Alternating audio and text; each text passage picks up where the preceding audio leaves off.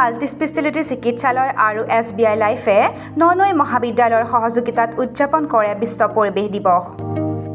Seems multispeciality চিকিৎসালয়ে বিভিন্ন সময়ত বিভিন্ন ঠাইত কৰি আহিছে এনে অনুষ্ঠান। চিমছ মাল্টিস্পেচিয়েলিটি চিকিৎসালয়ৰ GM ধন কুমাৰ গায়নে গছ থাকিলে কি সুবিধা হ'ব তাৰ ওপৰত বক্তব্য ৰখায় আৰু ডাইৰেক্টৰ ৰাজীৱ দত্তই প্লাষ্টিক ব্যৱহাৰে কি ক্ষতি হয় তাক জানিবলৈ দিয়ে। ননৈৰ পৰা ধীৰাজ বৰাৰ এক প্ৰতিবেদন।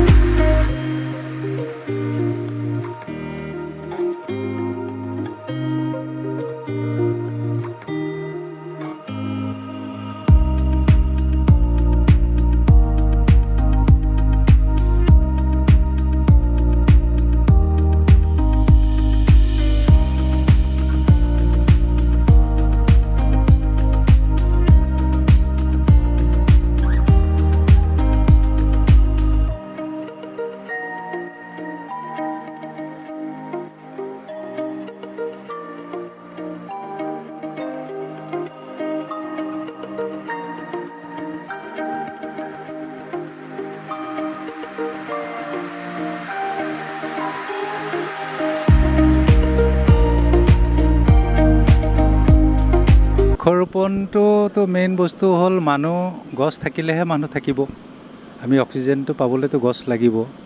এতিয়া আজি এই চেঞ্জিং যুগত মানে গ্ল'বেল চেঞ্জিং যিটো হৈছে জলবায়ু পৰিৱৰ্তন, তাৰ লগত সংগতি ৰাখি বিশ্বই অনুভৱ কৰিবলৈ লৈছে যে আমি নিজে যদি বৃক্ষৰোপণ কৰি আমাৰ জলবায়ু পৰিৱৰ্তন কৰিব নোৱাৰোঁ তেতিয়াহ'লে মানৱ জাতিৰ কাৰণে অপকাৰ হ'ব।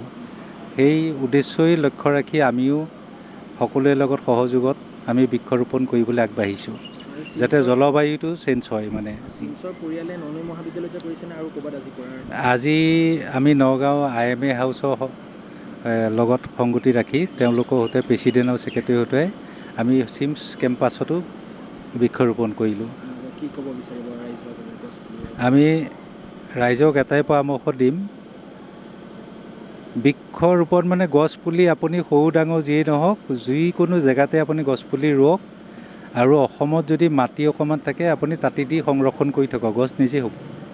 অসমত নিজে গছ হ'ব, কিন্তু সংৰক্ষণ কৰিব লাগিব।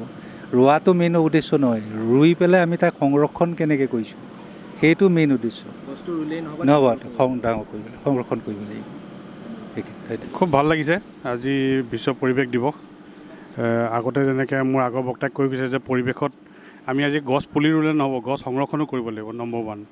নম্বৰ 2, আমি যে এই মাতৃভূমিৰ কাৰণে আমি কি চিন্তা কৰিছোঁ, আমি প্লাষ্টিক এভইড কৰিব লাগিব।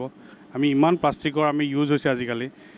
অকল গছ পুলি ৰুলে নহ'ব, গছ পুলিৰ লগতে আমি আমাৰ মাতৃভূমিখন বচাবলৈ হ'লে আমি প্লাষ্টিক ব্যৱহাৰটো খুব কমাব লাগিব। ঠিক আছে। আৰু আমি য'তে ত'তে যিটো স্বচ্ছ ভাৰতৰ কথা কৈছে, সেই স্বচ্ছ ভাৰতৰ কথা প্ৰধানমন্ত্ৰীয়ে যিটো আহ্বান কৰিছে স্বচ্ছ ভাৰত, আমি যাতে সেইটো কৰিব পাৰোঁ আৰু সেইটো কাৰণে আমি চবে চেষ্টা কৰোঁ, সেয়ে মই চবকে আহ্বান জনাম। বৰ্তমান সময়ত দেখা পোৱা বিভিন্ন লোকে আচলতে যধে মধে গছসমূহ কাটি পেলাই ঘৰ বনাবলৈ তেওঁলোকক আপুনি কি ক'ব বিচাৰে? গছ কাটক, গছটো কাটিবই লাগিব, গছ জৰুৰী আছে, কাঠৰ কাৰণে জৰুৰী আছে, কিন্তু গছ কটাৰ লগতে গছ ৰুৱকো। এজোপা গছ কাটিলে যাতে 10জোপা গছ ৰুৱক, সেইটো মানুহৰ মানসিকতা থাকিব লাগিব মনত, সেইটোৱে কথা। আচলতে অসমখন প্ৰাকৃতিকভাৱে চহকী, আমি সকলোৱে জানো। কিন্তু এই চহকী দেশখনত আমাৰ ছাৰে কৈ যোৱাৰ দৰে ইয়াত মাটিত কিবা এটা বীজ পৰিলে নিজে নিজে গজি উঠে। বা বাঁহগছবিলাক যদি আমি চাওঁ, বাঁহগছৰ এজোপা ৰোৱাৰ পিছত তাৰ পৰা অসংখ্য তেনেকুৱা বাঁহৰ পুলি ওলাই আমাৰ প্ৰাকৃতিকভাৱে সৌন্দৰ্য বৃদ্ধি কৰে।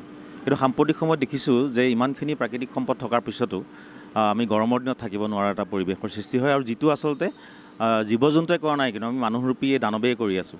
গতিকে তাৰ ফলস্বৰূপে আজি আমি যেনেকৈ নাতিশীতোষ্ণ এটা অঞ্চল যদিও আমি গৰমৰ দিনত থাকিব নোৱাৰোঁ, কিন্তু আজি এটা কাৰণে আমি সুখী যে ননৈ মহাবিদ্যালয়লৈ চিমছ হস্পিটেল নিজে আগবাঢ়ি আহিছে, আমাৰ সহযোগ বিচাৰিছে, আৰু তেখেতসকলেও যথেষ্টখিনি মানৱ সেৱা ইতিমধ্যে আগবঢ়াইছে। আমাৰ নগাঁৱৰ এটা গৌৰৱপূৰ্ণ অনুষ্ঠানলৈ পৰিণত হৈছে। আমি তেখেতসকলক ধন্যবাদ জনাইছোঁ ননৈ মহাবিদ্যালয়ৰ ফালৰ পৰা। আৰু ইতিমধ্যে আপোনালোকে জানে যে SBI লাইফেও আমাৰ লগত সহযোগ কৰি ইতিমধ্যে তেখেতৰ কাৰ্যসূচী সম্পন্ন কৰিছে। আমি দুয়োটি অনুষ্ঠানলৈ আমাৰ ননৈ মহাবিদ্যালয়ৰ ফালৰ পৰা কৃতজ্ঞতা জনাইছোঁ, আৰু আগলৈও এনেধৰণৰ ভূমি সংৰক্ষণ, গছপুলি সংৰক্ষণ কাৰ্যসূচী লগতে স্বাস্থ্য বিষয়কো এনেধৰণৰ কৰ্মশালা অনুষ্ঠিত কৰি আমাৰ দৰে গ্ৰাম্য ছাত্ৰ ছাত্ৰীসকলক তেওঁলোকে এটা সুন্দৰ পথ দেখুৱাওক। আজি আমি ইয়াৰ পৰা হয়তো কাইলৈ পৰহিলৈ গুচি যাম, কিন্তু আমি ৰুই থৈ যোৱা গছপুলিটি বিশাল গছ হ'ব আৰু যিজোপা গছৰ তলত পশু পক্ষীয়ে জিৰাব, পথিকে জিৰাব। আৰু সেই আশাৰে যদি প্ৰত্যেকেই বিশ্ব পৰিৱেশ দিৱস বুলিয়েই নহয়, যে প্ৰত্যেকখন ঘৰতে যদি এজোপাকৈ গছপুলি ৰোৱা হয়, সংৰক্ষিত কৰা হয়, তেতিয়াহ'লে মই ভাবোঁ যে এই আমি যিটো ভয় খাই আছোঁ যে নাতিশীতোষ্ণ অঞ্চল যদিও ইয়াত কিবা বিশেষ পৰিৱেশ সৃষ্টি হ'ব পাৰে নেকি, গতিকে সেই পৰিৱেশটোৰ পৰা আমি আঁতৰত সদায় থাকিব পাৰিম। ধন্যবাদ।